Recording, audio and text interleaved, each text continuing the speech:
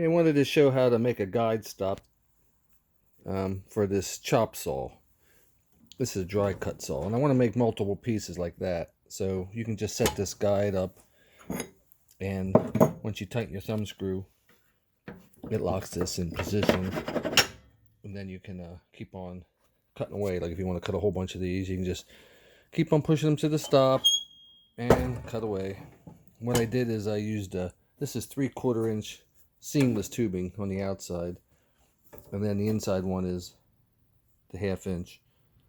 So you just blow a hole in the bottom of your chop saws. Watch out, there's webbing down there. You have to make sure you're below it.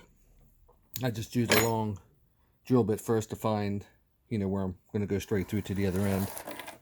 And I just put some stop collars, and then this slides back and forth. This is like, I don't know, 15 inches of adjustment. This is made just for what I want to do. You can make a bigger plate down here.